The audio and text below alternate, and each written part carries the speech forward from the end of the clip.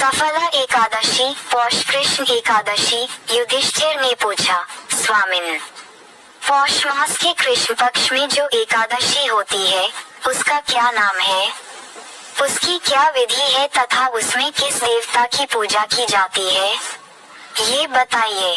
भगवान श्री कृष्ण कहते हैं, बड़ी बड़ी दक्षिणा वाले यज्ञों से भी मुझे उतना संतोष नहीं होता जितना एकादशी व्रत के अनुष्ठान से होता है। पौष मास के कृष्ण पक्ष में सफला नाम की एकादशी होती है। उस दिन विधिपूर्वक भगवान नारायण की पूजा करनी चाहिए। जैसे नागों में शेषनाग, पक्षियों में गरुड़ तथा देवताओं में श्री विष्णु श्रेष्ठ हैं, उसी प्रकार संपूर्ण व्रतों में एकादशी तिथि श्रेष्ठ है। राजन, सफला एकादशी को नाम मंत्रों का उच्चारण करके नारियल के फल, सुपारी, बिजौरा तथा जमीरा, नींबू, अनार, सुंदर आंवला, लौंग, बेर तथा विशेषतः आम के फलों और धूप दीप से श्रीहरि का पूजन करें। सफला एकादशी को विशेष रूप से दीप दान करने का विधान है। रात को वैष्णव पुरुषों के साथ जागरण करना चाहिए। जागरण करने वाले को जिस फल की प्राप्ति होती है वह हजारों वर्ष तपस्या करने से भी नहीं मिलता। नृपश्रेष्ठ, अब सफला एकादशी की शुभकारिणी कथा सुनो।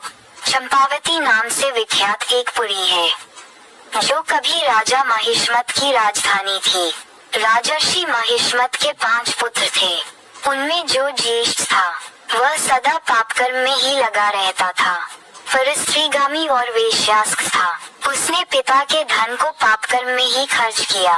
वह सदा दुराचार परायण तथा वैष्णवों और देवताओं की निंदा किया करता था।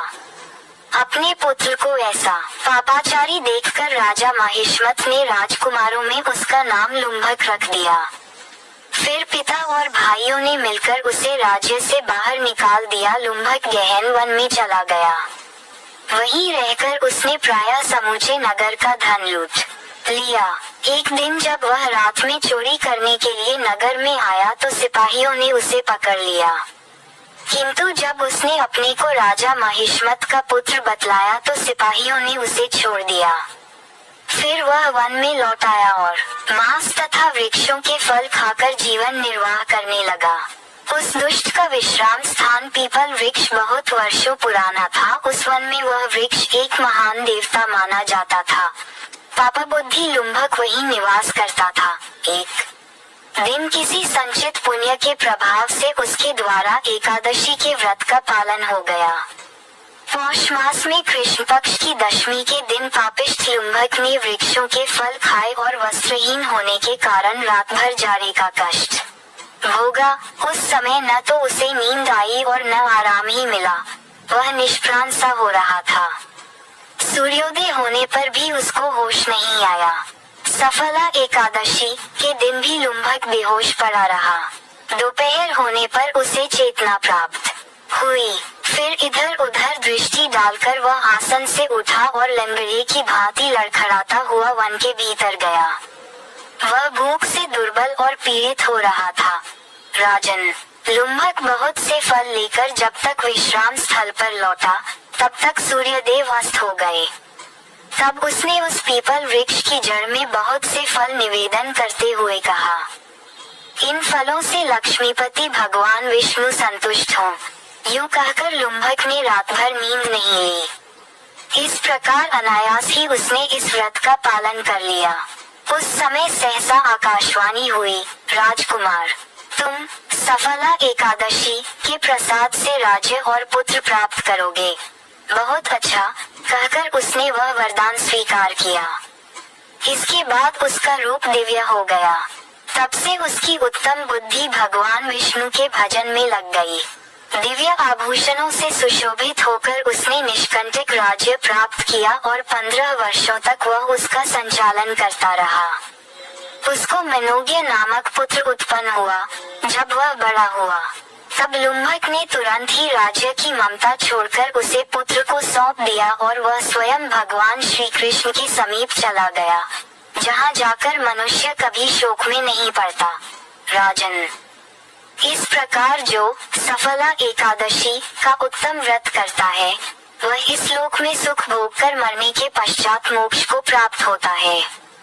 संसार में वे मनुष्य धन्य हैं जो सफला एकादशी के व्रत में लगे रहते हैं, उन्हीं का जन्म सफल है।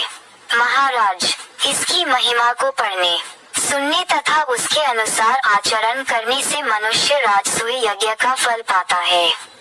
महाराज युधिष्ठिर ने पूछा, कृपया मुझे बताएं। भक्तवत्सल भगवान श्री कृष्ण कहने लगे कि धर्मराज, मैं तुम्हारे स्नेह के कारण तुमसे कहता हूँ कि एकादशी व्रत के अतिरिक्त मैं अधिक से अधिक दक्षिणा पाने वाले यज्ञ से भी प्रसन्न नहीं होता हूँ।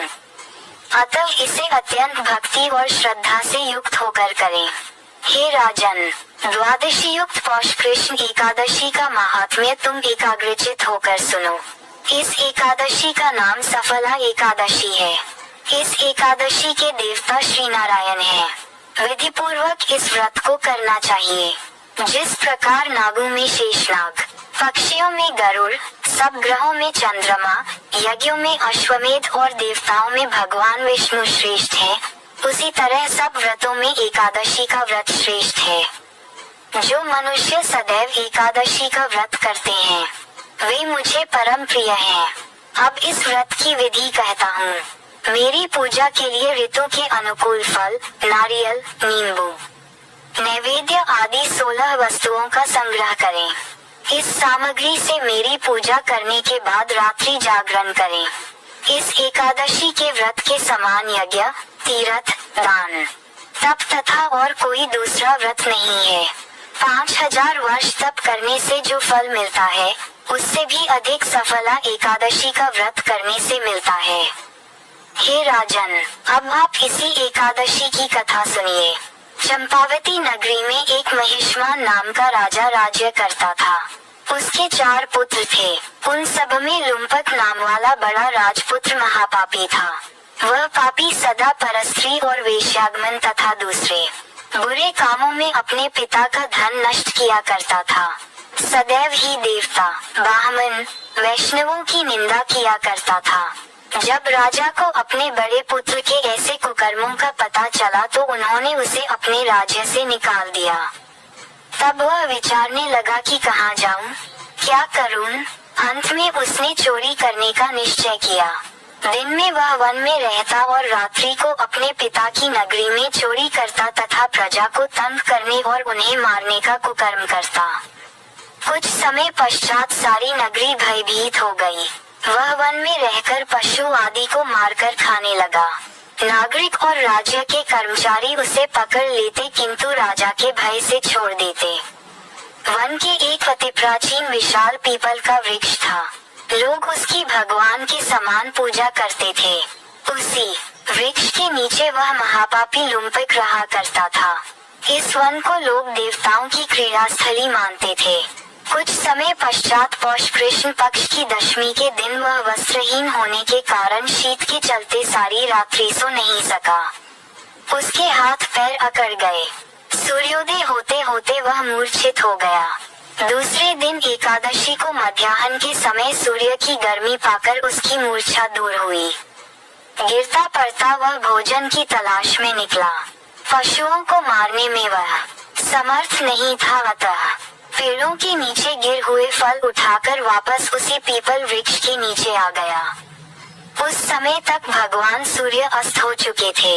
वृक्ष के नीचे फल रखकर कहने लगा, हे भगवान, अब आपके ही अर्पण है ये फल, आप ही तृप्त हो जाइए। उस रात्रि को दुख के कारण रात्रि को भी नींद नहीं आई। उसके इस उपवास और जागरण से भगवान अत्यंत प्रसन्न हो गए और उसके सारे पाप नष्ट हो गए। दूसरे दिन प्रातः एक अति सुंदर घोड़ा अनेक सुंदर वस्तुओं से सजा हुआ उसके सामने आकर खड़ा हो गया। उसी समय आकाशवाणी हुई कि हे राजपुत्र, श्री नारायण की कृपा से तेरे पाप नष्ट हो गए। अब तू अपने पिता के पास जाकर राज्य प्राप्त कर। ऐसी वाणी सुनकर वह अत्यंत प्रसन्न हुआ और दिव्य वस्त्र धारण करके भगवान आपकी जय हो कहकर अपने पिता के पास गया। उसके पिता ने प्रसन्न होकर उसे समस्त राज्य का भार सौंप दिया और वन का रास्ता लिया। अब लुम्पक शास्त्रानुसार राज्य करने लगा। उसकी स्त्री, पुत्र आदि सारा कुटुंब भगवान नारायण का परम भक्त हो गया।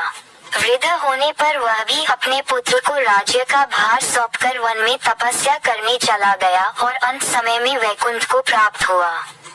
अतः जो मनुष्य इस परम पवित्र सफला एकादशी का व्रत करता है उसे अंत में मुक्ति मिलती है। जो नहीं करते वे पूंछ और सींगों से रहित पशुओं के समान हैं। इस सफला एकादशी के महात्म्य को पढ़ने से अथवा श्रवण करने से मनुष्य को अश्वमेध यज्ञ का फल मिलता है। कृपया वीडियो को लाइक करें, अपने प्रियजनों के साथ शेयर करें और ऐसे ही वीडियो और कथाओं के लिए हमारे चैनल को सब्सक्राइब करें। कमेंट में जय श्री हरि विष्णु अवश्य लिखें। श्री हरि विष्णु की कृपा आप सभी पर सदैव बनी रहे। कृपया हमारे चैनल को लाइक करें और सब्सक्राइब करें ताकि नियमित रूप से हमारी सभी वीडियोस आप तक पहुंचती रहें। Please like, share and subscribe this channel. Thanks.